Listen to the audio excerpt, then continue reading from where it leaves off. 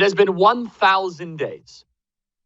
It has been 1,000 days since the beginning of the Russian-Ukrainian war. It's 1,000 unnecessary days. Remember, there was a peace deal on the table. There was a peace deal on the table that Tony Blinken and Boris Johnson went into Istanbul and blew up that peace deal. This was just 5 days into the conflict. We could have stopped this entire war, and in fact, Ukraine would control more land than they currently have ceded to the Russian Federation. This is 1,000 days of hundreds of billions of dollars being spent. A generation of Ukrainians has been vaporized. And by the way, yes, tens of thousands of Russians have also died. They are human beings too. And no matter how much the media tells me to believe that Russia is our enemy, I reject the premise. I don't think they're our friend. I don't think they're a nice country. In fact, I think they're really corrupt and full of oligarchs. But I refuse to delight in the suffering of Russians. Tell me why I'm supposed to hate Russia exactly.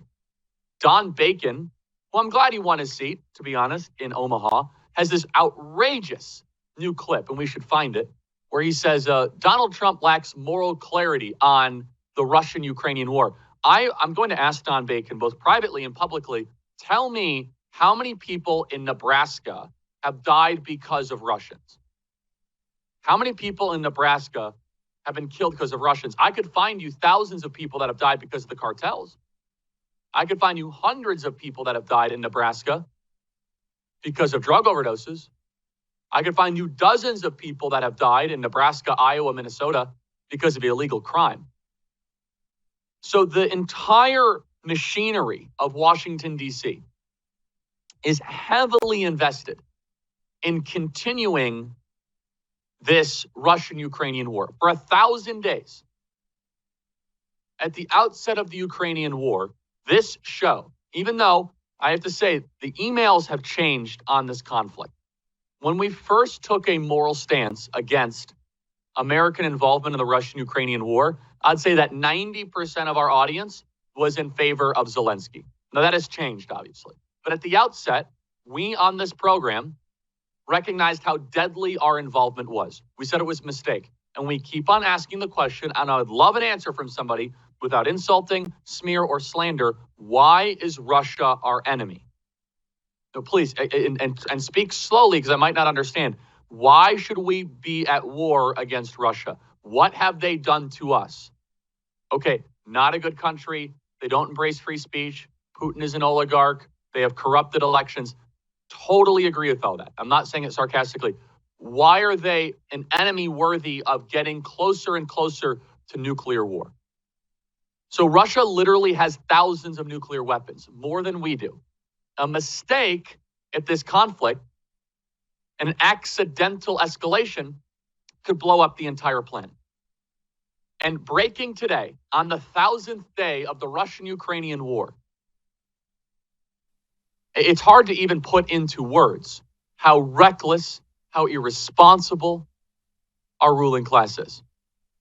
American-made missiles are now being shot into the interior of Russia.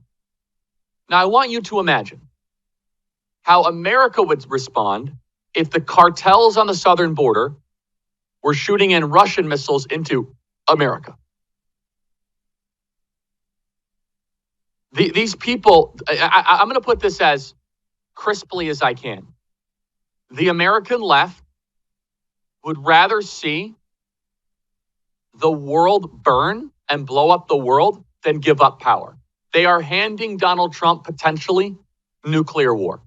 Obama's ambassador to Russia, Michael McFaul, a lunatic, has argued that we can win a nuclear war with Russia. That is so insane, it's not even worthy of our attention. This is Don Bacon, who, again, I'm glad he won his seat because now we have a House majority because of it, and that's critically important. But he's just a perfect picture of the D.C. consensus, the war machine. Play cut 24. Let's let Ukraine fight hard and go after military targets in Russia that are attacking or bombing Ukrainian cities. And I don't know why they waited till now to do it, but I'm glad they made that change. Now, I talked to President Zelensky personally on this, and this was his number one issue: remove the rules of engagement they're making it harder for them to fight the war. And so I support that. I do have concerns by some of the things that I would say the lack of moral clarity from the former president, the future president. You had to sneak that in there, Don Bacon, former president and future president. What lack of moral clarity exactly does President Trump lack? He doesn't want nuclear war. There are military figures in Ukraine who are 100% committed to this war. They don't care if they start a nuclear war, as long as it brings America in and as long as it destroys Russia, even if hundreds of millions of people die. Donald Trump wants an end to the killing. He wants the war to end. So taking a step back here, on the 1,000th day of war, I want to just repeat the news that is now breaking today. We have been worrying about this for quite some time. CNN breaking news. Ukraine fires U.S.-made longer-range missiles into Russia, Russian state media reports. Ukraine has fired U.S.-made ATA-CMS missiles into Russia's Bryansk region. Russian state media reported Tuesday, citing the country's defense ministry, after the Biden administration gave Kiev the green light to use the longer-range weapons against targets inside Russia. So the missiles are attacked.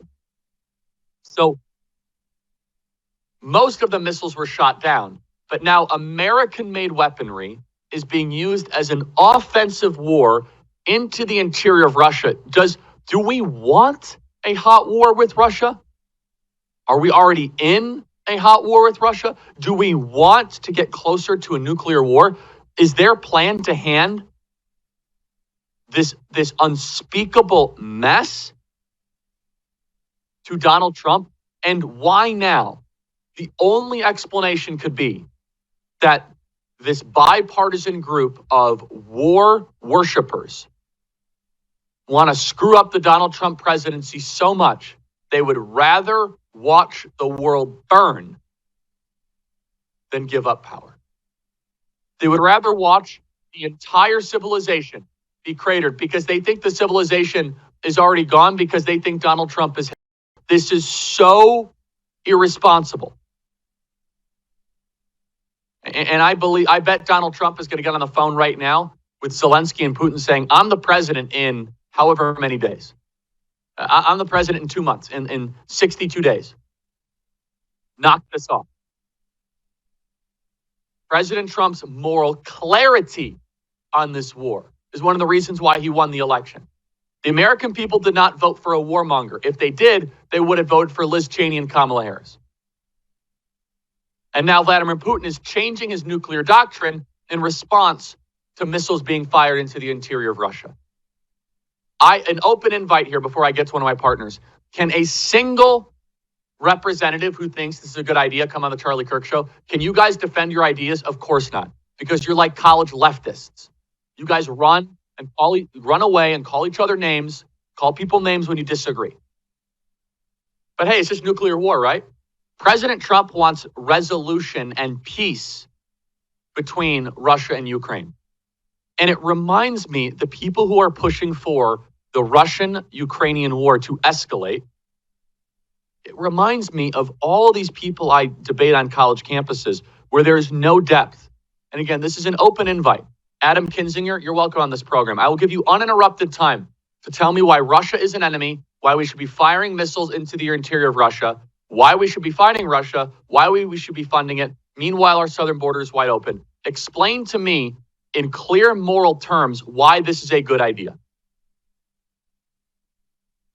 People say that Trump is an evil maniac, yet Trump is actually the true idealist. Trump believes that nations can make agreements to avoid conflict. These war worshipers in D.C., they love this. The breaking news today is that we are firing American-made missiles into Russia. The idealists in Washington are the ones obsessed with killing their enemies. But we shouldn't be surprised because they're just as hysterical about their domestic enemies. Now, this is a video that President Trump made during his campaign, but it does show the moral clarity of President Trump, of which he deserves infinite credit for. A further escalation of the Russian-Ukrainian war is bad for everybody. It's bad for Ukraine. It's bad for Russia. And let's be perfectly honest. Ukraine is going to become a vassal state of Western private equity. They are going to pillage and plunder and the interior of Ukraine for its natural minerals, for its grain, for its abundant resources. They don't care about the Ukrainian people. They are wrecking a generation of Ukraine. And again, I just want to repeat, imagine if America was receiving missile fire from an adversary brought to you by the Russian Federation. Imagine if Cuba was firing missiles into Florida made by Russia and Russia was supplying them. How would we respond? And before I play cut 26, and I've said this before, and now I can speak more freely because it's after the election, because everything was taken out of context and clipped, and it was just so sensitive. So let me just say this as clearly as possible. The American foreign policy establishment is betting on the restraint of Vladimir Putin. The entire escalation is all hinging on the fact that Putin is the most sane actor in this equation. They actually think that Putin is really, really stable. It hinges on the fact they know he's not Hitler and that Putin doesn't want nuclear war. Now, of course, the problem is unintended consequences. It's incredibly risky. But let me just repeat. The people in D.C., they'll whisper, oh, Putin won't respond. Putin won't respond. Putin won't respond. And deep down, there is a portion of the American foreign policy project, and many of whom are Republicans and Republican senators that represent you in states like North Dakota, in states like South Dakota, in states like Kansas, in states like Arkansas, in states like Oklahoma, where they think nuclear war is no big deal. This is President Trump's moral clarity, a video he shot during the campaign, play cut 26. We have never been closer to World War III than we are today under Joe Biden. A global conflict between nuclear-armed powers would mean death and destruction on a scale unmatched in human history. It would be nuclear Armageddon. Nothing is more important than avoiding that nightmare. We will avoid it. We must be absolutely clear that our objective is to immediately have a total cessation of hostilities. All shooting has to stop. This is the central issue. We need peace without delay. It is very possible that by electing President Trump, we might have saved the world. Imagine if Russia knew things were getting even worse for the next 4 years. Imagine if Russia knew that Kamala Harris was coming in and there was no end in sight. At least for now, Russia knows someone they can work with is taking office. And I want you to think about how insane this is. So we are firing missiles towards Russia, and then our calculus is that, well, Russia is actually really measured in their response, so we're going to keep on provoking them by sending American-made missiles at their homeland, and they won't respond because Putin is this really balanced figure, even though we say he's Hitler. And then Russia says, guys, hold back, don't respond with nuclear weapons, even though our homeland is under attack because Donald Trump is coming. It is not an exaggeration to say the planet might have been saved by the fact that we won the election 2 weeks ago today. Everybody, thanks so much for watching. Make sure you hit the subscribe button and hit the bell. We're doing so much good work here at Turning Point USA. Also, get your tickets to AmFest. That's amfest.com, the biggest party of the year in Phoenix Convention Center. We have Tucker Carlson and really big speakers coming. I'll be there. It's going to be unbelievable. Meet your future husband, future wife. It's going to be great. Amfest.com, amfest.com. Get there. Go get the tickets. It's going to be amazing. And again, please subscribe and hit this bell. We appreciate it. And if you listen to audio podcasts, subscribe to the Charlie Kirk Show podcast. That's Charlie Kirk Show podcast. We won, everybody. We won. I need to get this hat. Daisy, can you get me one of these hats? We won. And if you guys want a limited edition signed MAGA hat right here, Last thing I'll say is become a member, members.charliekirk.com, to get a limited edition MAGA hat. We have 5,000 to send out, don't we, Daisy? Over, like 8,000 now. We have 8,000 hats I have to sign. 8,000 hats. God bless.